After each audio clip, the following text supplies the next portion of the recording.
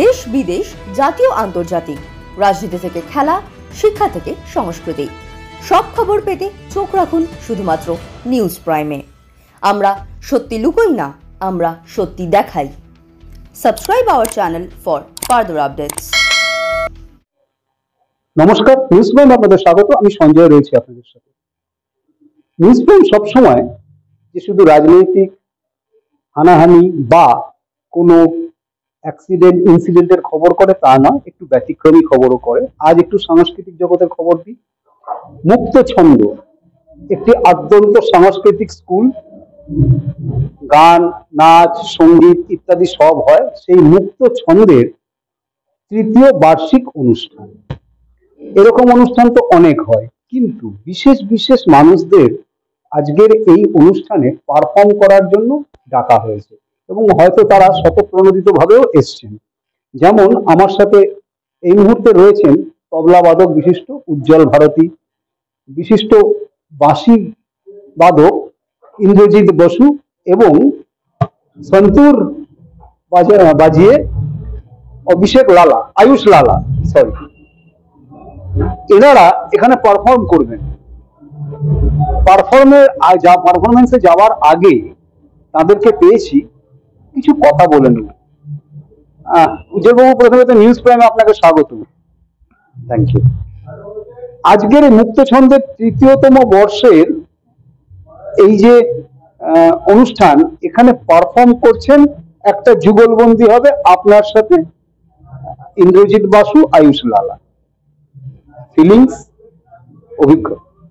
দারুণ দারুণ এক্সাইটেড, কারণ আমার খুব প্রিয় ভাই ইন্দ্রজিৎ, আমি অনেক ওর সাথে বাজিয়েছি, আর আজকে প্রথমবার ওর সাথে বাজাবো। আয়ুষের সাথে খুব ট্যালেন্টেড ছেলে দেখলাম এক্ষুনি। ওদের যুগলবন্দিটা দারুণ হচ্ছে, আমিও খুব এক্সাইটেড। আশা করবো আমিও ঠিকঠাক সঙ্গ দিতে পারবো ওদের। আর অমিতাভদা এত আদর করে ডেকেছেন, আদর করে কি প্রায় ধমকে ডেকেছেন আর কি আসতে হবে। তা আমাদের সাথে অনেক পুরনো আলাপ দাদার সাথে। আর আমার আর একটা এক্সাইটমেন্ট, যেটা আমি এই পাড়াতে 7 বছর ছিলাম, এই হলটার সামনেই। সুতরাং এই পাড়ার লোকজনও কিছু আসবে, এটাও আমার কাছে নস্টালজিক, একটা খুব ভালো লাগছে।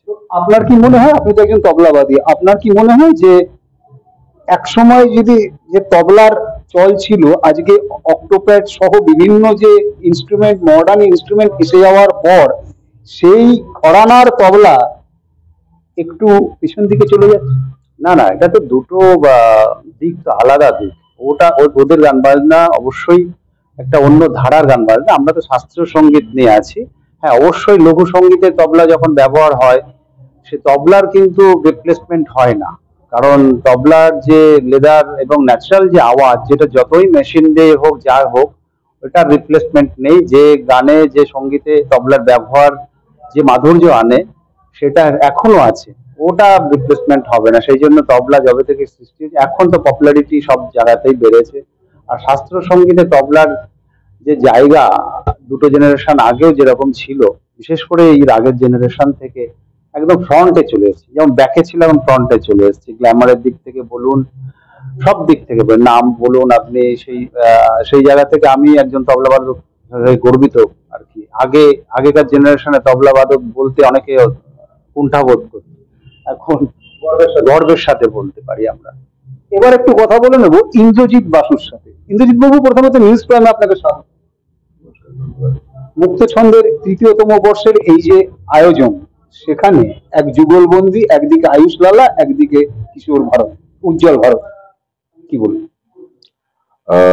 প্রথমে মুক্তচন্দ্রকে ধন্যবাদ জানাবো অমিতাভদাকে, বৌদিকে। ওনারা অর্গানাইজ করছেন এখানে, এবং এটা প্রথম বর্ষ না, তৃতীয় বর্ষ। খুব সাকসেসফুলি আগের বছরগুলো কেটেছে। বহু নামকরা শিল্পী এখানে এসেছেন ওনাদের আহ্বানে। তো আজকে সেই একটা থার্ড এপিসোড। এবং আরেকটি আপনাদের চ্যানেলের মাধ্যমে ধন্যবাদ দিতে চাই যে স্থানীয় প্রশাসনকে, যারা এত সুন্দর একটা হলকে রিনোভেশন করেছেন, রিকভার করেছেন। এই জায়গাটি ভীষণ গুরুত্বপূর্ণ। তো অজিতেশ মঞ্চ আজকে একটা খুব ভালো মঞ্চ, এখানে বহু অনুষ্ঠান হয়। তো শাস্ত্রীয় সঙ্গীত করার মতো একটা জায়গা, তো ভীষণভাবে ভালো লেগেছে। কারণ হলের অবস্থা আগে যা ছিল, আকাশ পাতাল তফাৎ। আজকের অনুষ্ঠানের জন্য ভীষণভাবে উদ্গ্রীব হয়ে আমরা রয়েছি, আমি, আয়ুষ আর উজ্জ্বল দা। কারণ বাঁশি আর সন্তুরের যে যুগলবন্দি যে কোনো ইনস্ট্রুমেন্টের সাথেই করা যায়, কিন্তু বাঁশি আর সন্তুর এমন দুটি ইনস্ট্রুমেন্ট যেন একে অন্যের কমপ্লিমেন্টারি। তো শিবজি হরিজি ছিলেন, তারা করেছেন, তাদের বহু অমূল্য সৃষ্টি রয়েছে।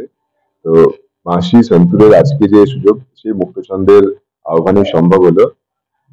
তো সাথে উজ্জ্বলদা তাহলে একদম কলকাতার একদম প্রথম সারির শিল্পীদের মধ্যে, তো ভীষণভাবে এক্সাইটেড আজকে অনুষ্ঠানটা নিয়ে। এবার একটু কথা বলে নেবো আয়ুষ লালার সাথে। আয়ুষ, প্রথমত নিউজ প্রাইমে তোমাকে স্বাগত। নমস্কার। দুজন প্রথিতযশা শিল্পী, একজন বিখ্যাত বাঁশি বাজিয়ে, একজন বিখ্যাত তবলা বাদক। তুমি সন্তুর বাজাবে, যুগলবন্দি, ফিলিংস কেমন? প্রথমে তো সবাইকে ধন্যবাদ জানাই, অমিতাভ জেঠু এবং ইন্দ্রজিৎ দাদা এবং উজ্জ্বল দাদা যে আমার সাথে প্রোগ্রাম করছে। আমি ফার্স্ট অফ অল আমি খুব নার্ভাস আছি একদিক দিয়ে, কেন কি আমি এনাদের পায়ে ধুলেও না, এনা অনেক ঠিক আছে, হ্যাঁ, বিকজ এনারা আমার থেকে অনেক সিনিয়র, প্লাস অনেক বেশি এক্সপিরিয়েন্স আছে আমার থেকে। আর হোপফুলি আমি এটা ভালো রাখতে পারবো প্রোগ্রামটা। Thank you. শিষ্য, তুমি যেটা বলতে চাইলে এনারা গুরুর স্থানে, তুমি শিষ্য স্থানে, কিন্তু শিষ্য যখন গুরুকে ছাপিয়ে যায় তখনই তো বোধহয় সঠিক গুরু দক্ষিণা হয়। না না, শিষ্য কোনোদিন গুরুকে ছাপাতে পারে না, কেন কি গুরু গুরুই থাকবেন আর শিষ্য শিষ্যই থাকবে, যতই না কতই বড় হয়ে যাক। অর্থাৎ তিনজনের কথা থেকে যেটা উঠে এলো যে এই যে যুগলবন্দি, সেটা শুধু মঞ্চে নয়, মঞ্চের বাইরেও। কারণ যেটা আয়ুষ বলল যে সম্মান সম্মানের জায়গায় থাকবে, শিষ্য শিষ্যের জায়গায় থাকবে, যত বড়ই হোক।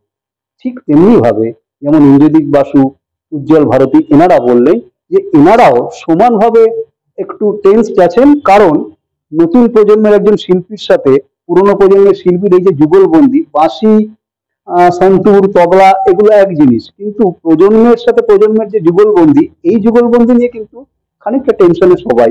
এখন দেখা যাক মঞ্চে কি হয়। ভিডিও জার্নালিস্ট নীলুর সাথে নিউজ প্রাইমের জন্য সঞ্জয় সাহা, কলকাতা।